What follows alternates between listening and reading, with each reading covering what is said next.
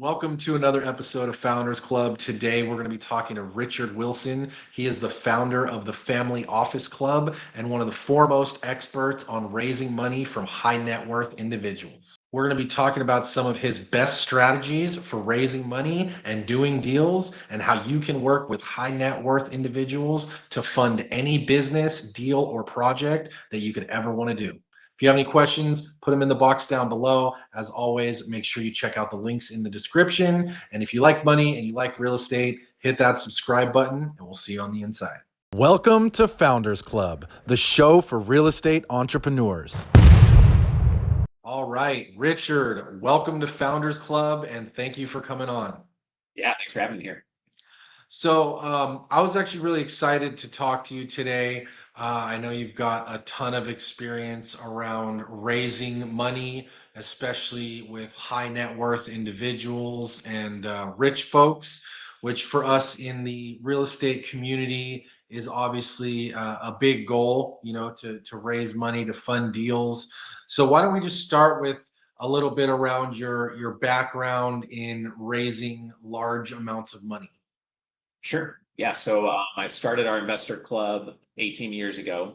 And I started it while raising capital for hedge fund products and long only equity products. Stumbled on the term family office, started our business, bought familyoffices.com to start things out and scale that up these last 18 years. Our biggest success is working with a billionaire that I've closed 19 transactions with, but we've also bought parts of profitable dental medical practices and med spas. We have more single word medical domain names than anyone else in the medical industry, like dermatologist.com and obstetricians.com, et cetera.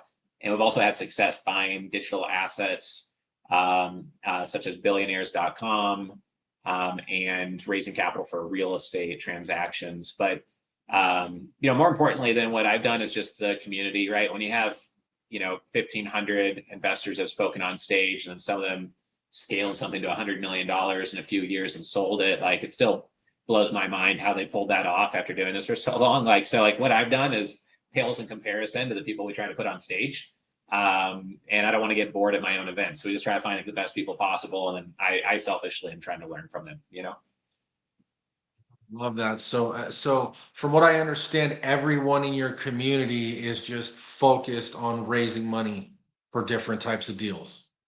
Well, it's about half and half. So we have 7,500 plus registered investors, but about 1,000 really active investors who will come to the events and speak on stage, and we'll do a fireside chat with the founder of Keller Williams Real Estate, or the head of a $1 billion plus real estate investment firm, or a billionaire, et cetera. And we'll have all types of investors on stage. And then half of the room are people raising capital. And of those people raising capital, it's about 30 to 40% real estate. And the rest are, private equity and operating businesses, healthcare, fintech, et cetera. So the community is really a balance between the investors and those that are raising capital. Okay. And so, through your community and your own experience raising money, what would you say are the key pieces to getting these people that you're targeting excited about a deal? One of the key things is to realize that they might see hundreds and thousands of deals, and that might be 10 times more than you get to see as a capital raiser. So you have to be really sure that what you have is unique. You have to say it in a single sentence that grabs their attention and hits them between the eyes. You need a video pitching your concept and platform that's 1 minute or less long. And you also need a one pager and a pitch deck that's under 20 pages. Most people have a 44-page pitch deck, no video of the founder explaining their strategy. They have no one-liner. When you ask them for one, it's a big fat paragraph that sounds like everybody else. So those are some of the basics that most people mess up. Okay, I like that. So let's dissect that a little bit. What would be an example of a good one-liner? So one of our investor club members, over a period of 13 years, they had closed 400 small hard money lending transactions, had lost $0 of investor capital, and there was 130 investors trusted them with their capital. So that sounded a little clunky because it's off the top of my head, but those are hard numbers that somebody can't wake up tomorrow in their mother-in-law's basement and say they did that unless there's an outright fraud. So you want to say things like no one else can say, few people can say, or no one else is saying, in a way that people lean forward and say, "Oh, that sounds amazing," or like that's super credible, and like that's amazing you pulled that off. Like, how do I learn more? Okay. So in the marketing world, we call that the hook. So it's basically a Right. strong hook up front. Real Okay. strong hook that's unique and dialed into your clientele, your demographic. Okay, I like that. And then the next piece you said was a video. What would be 60 seconds or less was one of the things, but what sort of a video are we creating? What are we saying?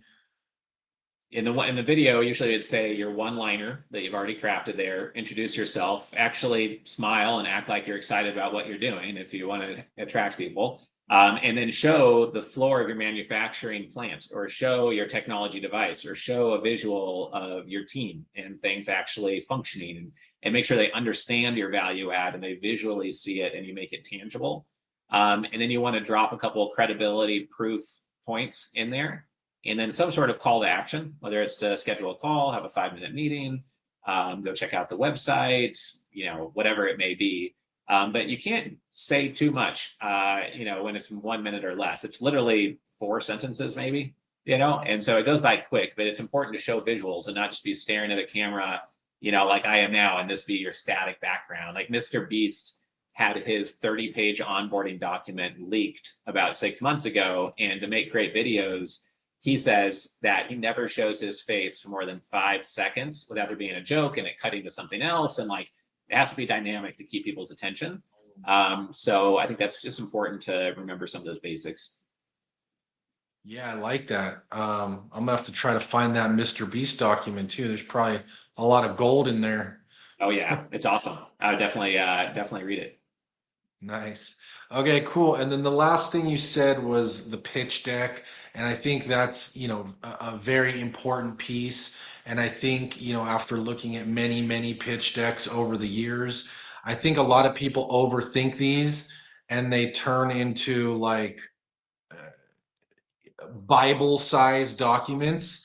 Right. And so what would you say are some of the like do's and don'ts to building a strong pitch deck in terms of what to have and what not to have? Hey there, I just have a quick favor to ask. If you're getting value from Founders Club and you're watching on YouTube, just give us a like, hit that subscribe button. If you're listening on iTunes, leave us a 5-star review. These things are free to do, and it really helps the channel. And it also helps us be able to bring better guests for you in the future. Now back to the episode. Yeah. Well, first off, there's a line in the copywriting world that says like, "Oh, I'm sorry, I wrote you such a long letter. I didn't have enough time to narrow it down to the most important points." Right. And so that goes for all types of communications, email, etc. Most important things to have is on the front cover. This sounds so simple, but 95% of people raising capital mess this up. On the front cover, have the name of your firm and then your one liner. Like, that's that simple. So many people have a horrible name for their company. It's called Wilson Capital. And I don't know if you're investing in outhouses in Somalia or biotech in Guam, or is it self storage in San Diego? I have no idea, because he chose a horrible name. So, or it's a Greek god name and no one ever asked what it stands for, and they never will. So I would have a name that actually pulls people in, like, family office club. It's like, okay, you might have a hint as long as you know what family office means about what we do, right? And so having the name dialed in is important. The one liner on the front page, the second page should probably be a video that's clickable to play online as a YouTube video of your founder, etc. And then on that front page, explaining what you do a bit deeper and introducing yourself and your concept. And then it's important that you have on the next couple of pages key visuals that make your value add process super clear, that make your team look like the expert veterans that hopefully they are, or like talks about the expertise of the team. Those are the first most important things, because almost everyone doesn't get that far before messing up almost everything I just talked about. And it's just my opinion. You can raise money with a brand name that means nothing, and you can raise money with no one liner and no one pager and no video. But it's like, investors want you to have this stuff. They don't want to read a 44-page pitch deck. They want to look at a one pager and say, yeah, let's jump on the phone. Looks interesting, you know? Yeah. Yeah, I love that. That's a really good breakdown of Some good ideas. And I agree. I think that less is more. I think for the most part, people get really in the weeds of like just wanting to include everything. And I think there's like maybe two versions. There's, to your point, that one pager, that real summary, the tight version, and then to get them in, get them on a call, get them the conversation started. And then as they ask questions and want to move down the road of doing business together, then you can send them the Bible version, the big, send them everything if they want to, take it to an attorney or whoever they want to do for their due diligence. Yeah, I mean, the approach we take is having just one version of the pitch deck, but then have a due diligence questionnaire that basically, so many times investors will ask about a couple of things, and then they'll literally say, well, I'm not like an expert in senior living. What else should I be asking? What does everyone else ask you? And so if you can think of the top 30 questions that all investors should be asking you, and really smart questions, not only can you use that as an infographic giveaway to bring people into your funnel and say, hey, do you want this one-page cheat sheet or infographic on the top 30 questions you should ask before investing in any real estate fund or any self-storage deal? But you should also answer those in a strong way and make sure they ask those to everyone else, because other people will get sent those 30 questions, not reply at all, takes way too much work in their mind, or they'll reply very slowly or have half-ass answers that are just horrible. And you'll have answered them very thoroughly and equipped them with the information that they should have to be fully transparent. And it makes it less risky because now you've disclosed, like, yeah, there is this risk. Yeah, there's always this risk when you invest in real estate, et cetera. And they can't go back and say, like, oh, you never said that maybe could happen if a hurricane came. Or so it lowers your risk and ups your conversions if you have a due diligence questionnaire that goes pretty deep on all the top sophisticated questions that could come up. Awesome. No, that's great, and some good distinctions. And I agree that the should ask questions is a great piece to add in there because everybody does the FAQs, the frequently asked questions, and those are the most obvious ones. But we also Right. always recommend putting in the SAQs, which are the should ask questions, which are, to your point, the smart questions that people should be answering, and then just giving that to them up front so that they see A, you've done your due diligence, and B, you're adding more value to their decision making process. Right, right. Yeah, exactly. And a lot of people don't have either of those things. And so just if you add up all of these little edges, it just helps you convert a higher percentage of people in your funnel, essentially, right? It just helps the meetings go better. It builds trust. It makes you more transparent with every person you talk to because now they know what they're getting into. Yeah, no, I love that. Okay, cool. So now let's assume that we have our package together. We've got our strong hook, we've got our 60-second video, we've got our pitch deck dialed in. What are some strategies for us to find the right people to talk to, right? The people that have the money and are looking to place it somewhere. Where do we go and what do we do? Sure. One thing is to think about the three trust curves that drive most transactions. People like to invest with those that they know the person very well. That's why people raise money from friends and family first, or they know the industry really well. They've invested in storage or stem cells or dental practices, whatever it is. So they're willing to invest there again because they were a dentist or they have those assets in their portfolio, or they're local to the opportunity and they can most easily view it and walk the manufacturing floor or check out the storage units, whatever it is. And so every time you pitch anybody, you should ask yourself, does this person already really trust me? And it's all about explaining the deal and how the industry works, or do they love the industry? They know the industry cold. They know me super well, but I need to get them on site at the asset. They're not local to the asset. Because what I found is that if you approach people and they don't know you, they don't know the industry, and they're not local to the asset, it's going to be pretty hard to get them to invest. You could go to someone who's known you for 15, 20 years, and they exclusively invest in storage or stem cells, and you source a deal that's in New Zealand, they may not invest because it's nowhere near them. It's so wildly far away geographically that the other two trust curves weren't strong enough to close that sale. And so just looking at who you most often pitch and dialing in your materials. Is your industry confusing? then you probably have to do a lot more on the industry. Are you only going to people that already know you for now? Okay, then you can go over that part more quickly in your video and your one-liner and your meeting time with them. So I think that's like a quick psychological thing just to be prepping for in general, but also every time you go into a meeting. Yeah, I like that. So the three trust curves, they know you, they know the industry, or they're local to the deal. Right. Yeah, exactly. Okay, cool. And then how are you finding these people to talk to? Like obviously the people you know, that's easy, right? You're just Yeah. opening up your phone and seeing who's in there that might have some money to invest in a deal with you. But what about marketing to these people or kind of getting outside of your direct sphere? Yeah. A couple of things. One is being part of the right communities. We try to be in 2 to 4 different communities that we just bump into people who would be great investors. If you're raising capital for manufacturing, it might be a manufacturing business owners association that costs, 5 or 10,000 or more to join. It might be a local nonprofit group. It might be a business owner related group that might have business owners looking to invest in real estate or something. So that's one thing, is be part of the right communities. The next one is to find the power brokers. Some CPAs and attorneys can get paid for referring investors to something. Other times the power brokers are fine referring if they trust you enough or have invested themselves, or you're sponsoring their annual event, they're willing to give you exposure at their event, etc. So finding those power brokers that can open up doorways all the time to give you lots of investors can be great. But the ultimate thing is to position yourself as a source of value or in a niche so that investors find you. Because if you can reverse the flow so investors are coming to knock on your door, then it totally reverses the psychology of reaching out to someone or following up with someone, and now they're reaching out to you because they want your expertise and they want your help and they read about you or listen to you, etc.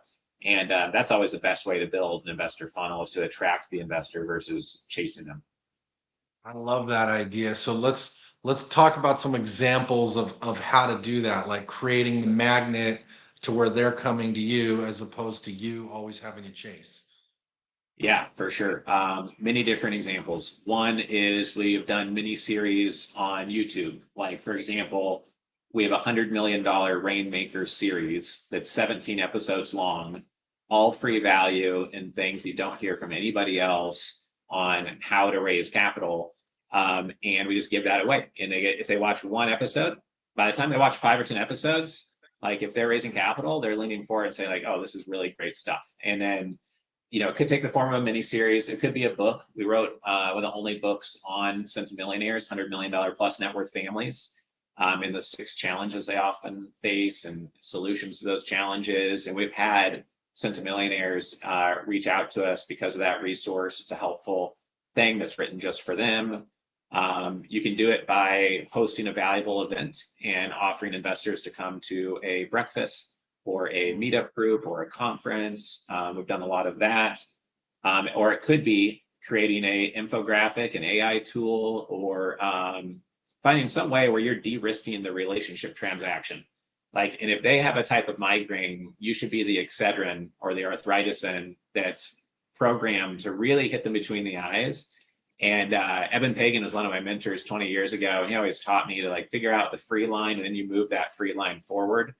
And if you can do that in a really specific way for a specific investor demographic and be aggressively helpful in a thoughtful way, then I find that just works well in bringing the investors into the funnel. And that's really how we've built our whole business the last 18 years, is just doing that in different sub niches of the family office space. Yeah, no, that's killer. And I love the concept of moving the free line. I think that's very very effective. And ultimately, like we're saying, like if you can create that magnet, it's always going to be easier to raise money moving forward. Oh, yeah. Yeah, it'd be a total game changer. Oftentimes, people without a lot of momentum when they're raising capital are too diversified and trying to raise capital for 5 things at once for 3 different partners, or it's too big, risky of a thing. They just need to get momentum on smaller, more focused things. They might need a more focused strategy that's the most profitable right in their backyard. And they might need to focus on just 1 or 2 types of investors first, get progress, or figure out that investor avatar is horrible for you and switch to another one. And it could just be that what you're offering, like we're putting together it's called Doctors Investor Club with a surgeon who's leading it, and just having peers and doctors who can talk with each other, and only doctors are allowed in there. Just something like that can be enough for the right type of demographic to bring people into a funnel. It doesn't have to be rocket science or writing a 300-page book. People really don't have time for that usually. So Yeah. Yeah, you can't consume that on your way to work. yeah, not too easily.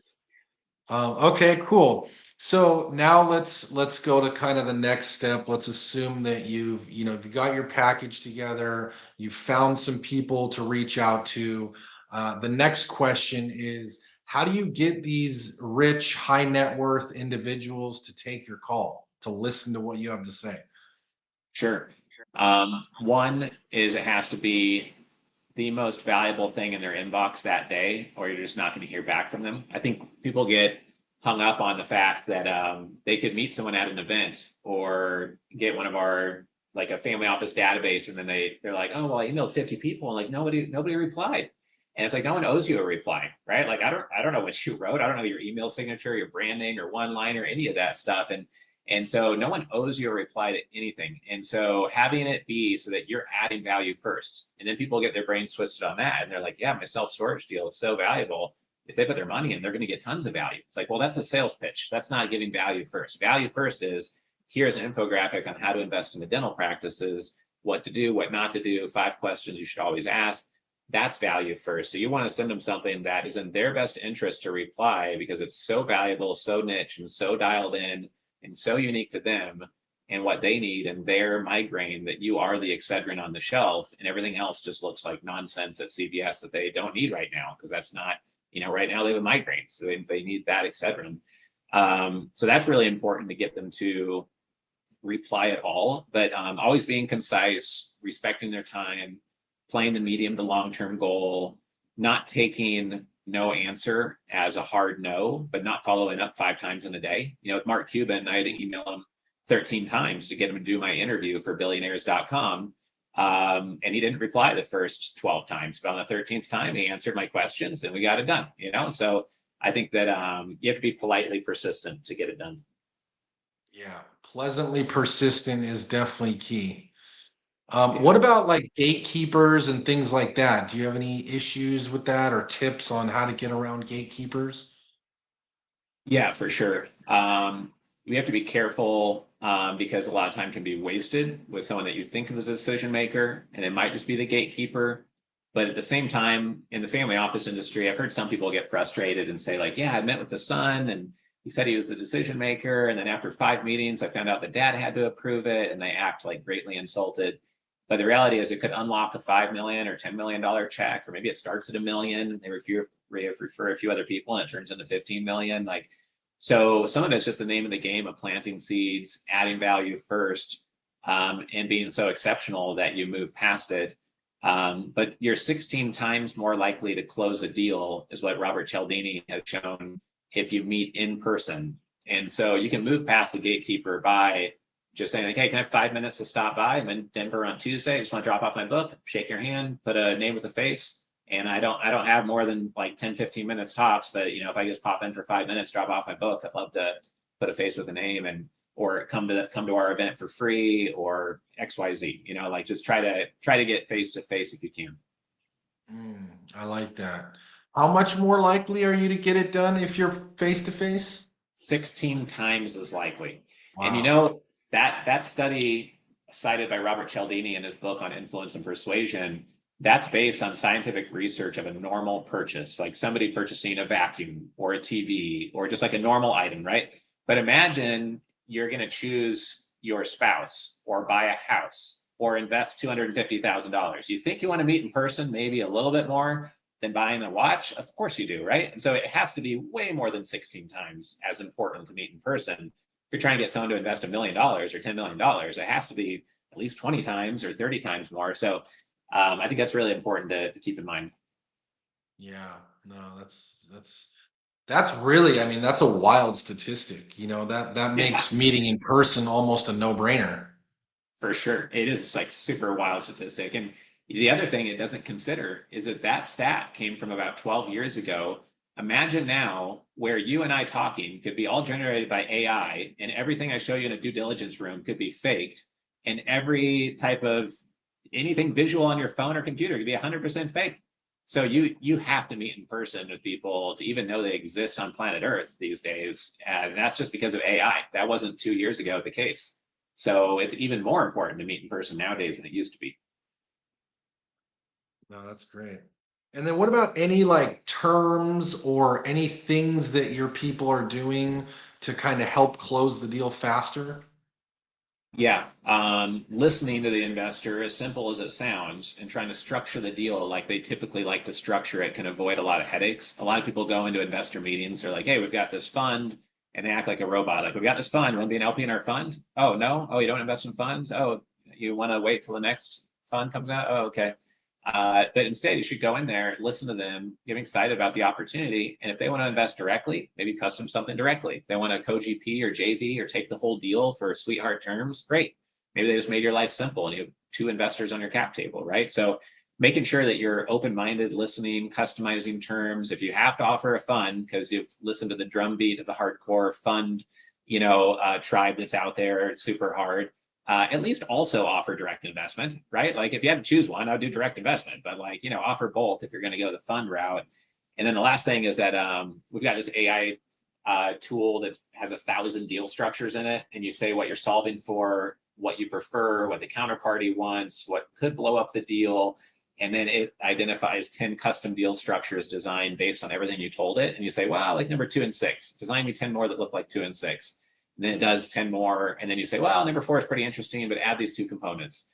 And then it'll help custom dial that in based on those 1,000 deal structures. And so that's one of the 30 AI tools that we've built out to date that are just free for our club members. And we're excited about that stuff. There's no attorney on planet Earth that knows 1,000 deal structures. And I can text him at 2 a.m. and he can spit out 10 and then 10 more and then customize it. And, it's just not happening otherwise with a real attorney.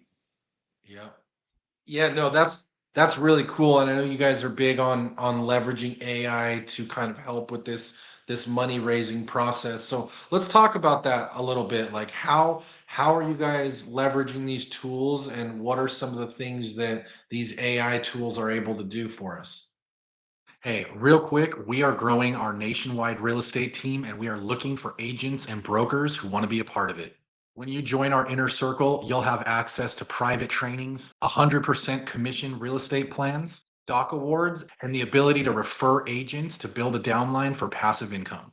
Best part is you get 188 pieces of print marketing collateral for free on every listing to help you sell more homes. To learn more, visit 100commissionrealestate.com. That's the number 100commissionrealestate.com, or send me a message on any of my social media accounts. Links in the description below, and we'll look forward to talking to you. Now back to the episode.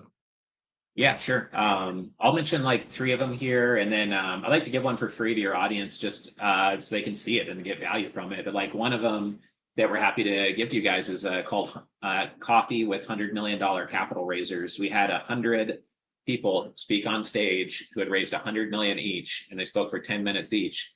And we put all that into an AI tool so you can ask questions against it, ideas, structure, strategies, secrets, how they pull it off, what are the biggest mistakes to avoid, etc. So I'll shoot you over a link to that after this interview to put in the show notes or something if people want to check it out for free. Cool. A couple of the other ones are, we've got a investor pipeline builder tool where we have 22,000 investor profiles. You say, hey, I'm raising capital for data centers and I'm based in Houston, Texas. And then it will say, oh, okay, well, out of the 22,000 people that we have profiles on, would suggest these people in your backyard and these people who invest in your industry or are most likely to be open to that pitch. And it gives you 200 to 300 names out of the 22,000 where you're most likely to get a positive response. So the first tool is like 5 or 6 we have that takes big knowledge, and then you can bounce questions off collective expertise of people. The next one is data tools, and it helps you with finding the 1% you care about out of a whole mountain of data. And then out of the other 30 tools, the deal structure ninja one we love, I just told you about, the 1,000 deal structures. And then we have tools that take your pitch deck and take a 40-page or 20-page pitch deck, and it spits out 7 one-liners that meet the 20 criteria that make for a great one-liner. And you say, oh, I like number 2 and 6. And then it spits out 7 more, 7 more, 7 more, until you get an amazing one-liner that cuts through the clutter and no one else is saying, and it's super credible. And just the one-liner, getting the right one-liner for raising capital for a deal is like a game changer. So we're excited about those tools. We like really nerd out on those things, and then we just end up using them every day because they're just fun. Really cool. And for those that want to learn more about those tools, how do they find those? They're described on our website at familyoffices.com, where you can see our live events, the membership options, the AI tools. But if you're strictly interested in just kind of like cruising the AI tool set that we built out, you can just go to gainsuperintelligence.com. It's gainsuperintelligence.com. And what that is a custom GPT that will actually walk you through like the 30 AI tools we have, and you don't get free access to all 30, but it like tells you what they are and which ones you might want to use first and next, etc. And then we'll put that coffee with $100 million capital raisers link over to you as well for free for everybody. Awesome. Yeah, thank you for that. That's very cool.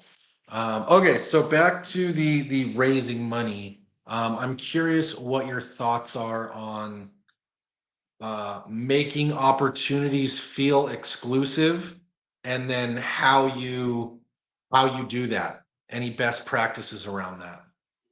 Right. Yeah. The biggest best practice, which is a massive shortcut to raising capital, is that a lot of investors have checkbooks. Not every investor comes with a brain trust. And for one deal we did, we had 5-6 weeks to get it done. And we thought, okay, what is like the shortcut way to doing this? And now it's our template for every time.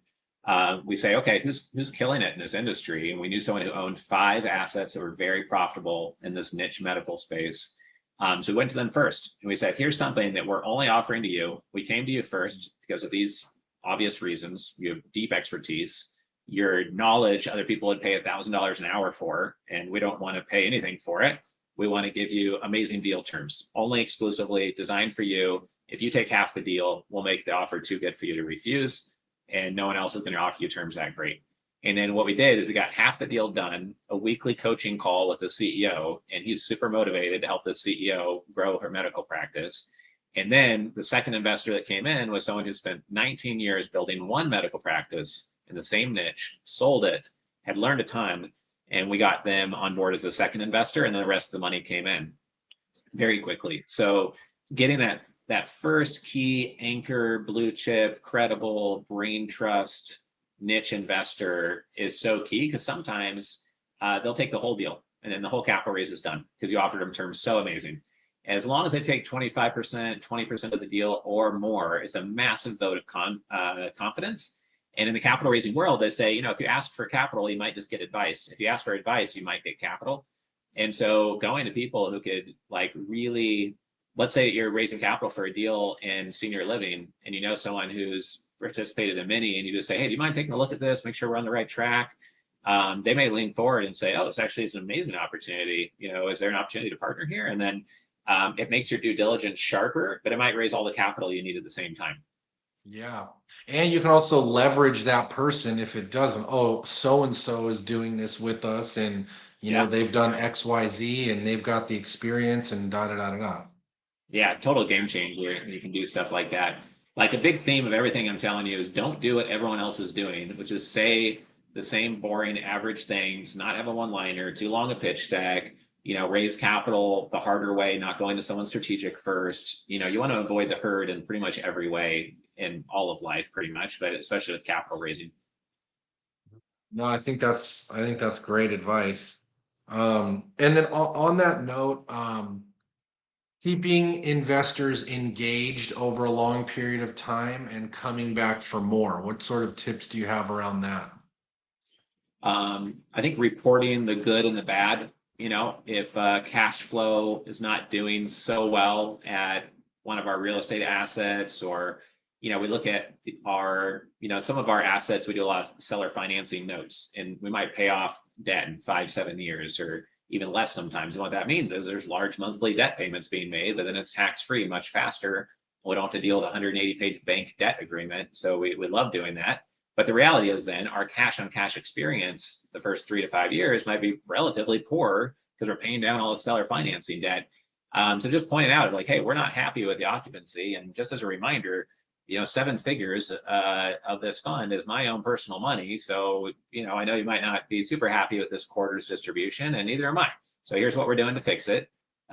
Here's what we said last quarter, what's working, what's not working. And, just being transparent like that and just calling it what it is. I mean, hiding something or acting like everything's perfect. Like this one group that competes against us, we're like, how are they doing so amazing when like we're doing well and we're profitable, but they just seem to kill it at every turn. They never have a single glitch. And they went from acting like they're superheroes to cutting off all distributions for the next 18 months. We're like, what?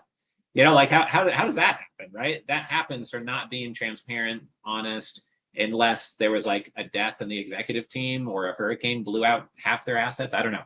But it's just like, I think it's always best just to over disclose and just talk to them like you would like a business friend and how you'd want to be treated. That's great. Yeah, no, that's great. And then what about like structuring these deals? I know you have that AI that I think would be great to leverage in terms of like how to structure deals, but are there any like terms, splits, anything like that in the real estate world that you would say are particularly attractive? Yeah, it's a really great question. I think going really deep on how to custom structure deals is critical if you want to do well raising capital. We've had so many deals where people told us, go away. You've followed up with us for years. We're never going to sell you this asset. You're wasting your time. And then the same day we send them a different structure and they said, yeah, we'll do that deal. And so the structure changes everything. Like no in the capital raising world means no under that structure and the mood I'm in now with the capital I have now because I don't feel like it right now. Like different structure changes everything. And so the most important thing is know how to structure multi share class like LLCs or corporations where one has voting rights, one doesn't. One has collateral, maybe one has less collateral. One gets all of their investment out first, and then people can profit together. So the most key thing is that investors breathe out a sigh of relief once their initial capital is off the table. Then they're fine with you getting paid like pretty well. And if you start to kill it and do great together, they're fine with you getting paid handsomely. They just don't want to pay for a Rolls Royce up front with fees and get a Honda Civic with no air conditioning. It's like they didn't become wealthy by being stupid. Like they're pretty savvy and they can kind of see where the economics are. And you say, oh, yeah, we've got skin in the game. It's like, yeah, but with your management fees, acquisition fees, debt fees, and all this other stuff, you actually have negative skin in the game after 4 months because like all of your money is pulled back out of fees. So you really have no skin in the game. And weren't too honest about that by claiming so. How important do you think skin in the game is for the people that are raising capital? It's definitely Like, really is that important. something that investors really look for, or is it 50-50, or is it like, what are your thoughts on that? They all appreciate it. The most amateur investors won't even ask or think about it if they're in their first deals. But the experienced investors always look or notice or ask. And there has to be that much more trust if you don't have a lot of skin in the game. And I know a lot of people listening are saying, like, well, I'm not worth millions of dollars. How am I supposed to have skin in the game? But you better show focus, dedication, an excellent plan, not over promise. So many people think that it's promising a ridiculously high return or a really high IRR that's going to raise the money. Who you are and how much they trust you matters way more than whatever you put on a piece of paper. Anybody can put anything on a piece of paper. There's never a bad pro forma. I can solve world peace in a spreadsheet if you want me to. Like it's like no one cares, right? And so it means nothing. That what means something is the trust. And investors on stage at our events have said, who shows me the deal, who referred it to me, or where I met them matters more than even the details of the deal. And Robert Cialdini has shown that the relationship you have with somebody is twice as likely to determine whether they buy or not versus the merits of the deal. So that's super important. Yeah. Yeah, I would imagine that. And I can see why that makes total sense. I mean, if you either have a great relationship with someone or like a track record of you've done this for 30 years versus another deal that's offering more money, but this is their first rodeo, it obviously makes sense to go with the person with the 30-year track record. Yeah, what happens is that the people who are amateurs haven't taken a couple hits on the chin. They don't know that you have a plan until you get punched in the face. They haven't had to pivot. They haven't had to deliver bad news to investors. They haven't had to have an investor follow up and said, you said 8% cash flow. Now you're paying 2%. Like, what happened? And then you have your tail between your legs. You haven't had maybe interest rates jump up, or a bank change the terms, or a lawsuit, or, all these things that just teach you that, like, hey, the spreadsheet might not happen. So if you think you can return 30% to investors, maybe you say our goal is 18 to 22%. Hopefully we wildly beat that. But reality could happen, and then we'll work through it as we have in these other cases. Yeah. I like the sound. You made me laugh when you said everyone can make a pro forma look good. It's it's very true. Never looks bad. With operating businesses, it always looks like this for the last 5 years. But once you put in your couple $1 million, we're going to go from 400K in revenue to 15 million. We swear, right? That's what it always says. Yeah. No issues ever. Right. Yeah. Okay, cool. Well, that's very good. Couple questions as we start to wrap up here. How important do you think it is to have like a referral program, or do you guys have you seen any like referral incentives work that investors can help bring in other investors? Yeah, I haven't seen people pull that off in an amazing formalized way unless they host an annual retreat. Like, one investor I know would have like this big backyard barbecue. He had this house out in the country, and it'd have like 150 of his investors there. Like, bring some friends, bring your family, and even if they didn't bring any friends or other investors, they just had a great time.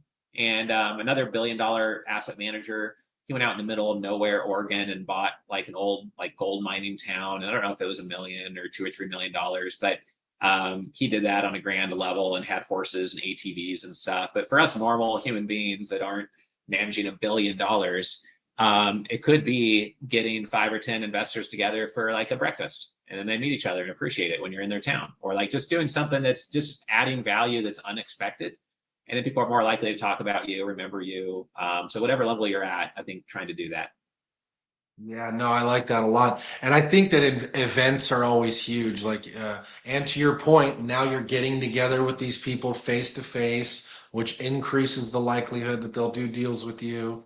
I Right. love the idea of inviting them to bring a friend, but just doing something exclusive for the people that have done business with you or that are in on the deal. I think that's a really great way to kind of separate yourself and offer, a little bit of exclusive value to doing business with you. Right. Yeah, for sure.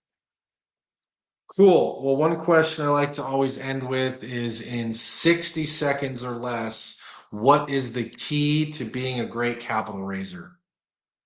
I think the key is to have integrity, not in just the traditional sense of like, oh, your actions need to be aligned with good morals, but like integrity across everything you do. So who's on your team, who your partners are, what you decide to launch versus not, even where you live, the food you eat, like the friends you have, the books you read. The more that there is integration of everything, and like the podcast content you put out is aligned with the demographic of investors you're attracting, all that stuff, then the more that the world helps you go to where you're trying to go, because it's so clear that you're focused and determined that you are going to make it, versus the reality and the perception of having friction all around you, and you have the wrong team members and the non-credible business partners, and you're doing 19 things with no focus. No one even knows how to get out of your way or to help you on your way, because they have no idea where you're going, and you might not even know where you're going. So having that integrity pointing towards that ultimate sandbox you want to dominate is what's critical, I think. I love that. Yeah, no, that's huge, and this has been a very insightful podcast. I think there's a lot of great nuggets on raising money and helping us put deals together for the future. So I certainly appreciate all the insight and you coming on today. And if people want to connect with you to learn more, what's the best way they can do that? They could go to our website at familyoffices.com, or just shoot me an email, just Richard at familyoffices.com. And then the $100 million coffee with capital raisers link I just sent you as well here to put in the show notes if people want to play around with that. And my email is also inside that AI tool. When they play around with it, they'll see it there. So appreciate being on here. Yeah, thanks again, Richard. Really appreciate you. And as always, if you like money and you like real estate, hit that subscribe button and we'll see you on the next one. If you're looking for a little extra help growing your real estate business, make sure you hit the link in the description below to book a one-on-one consulting session where I will personally help you take your real estate business to the next level.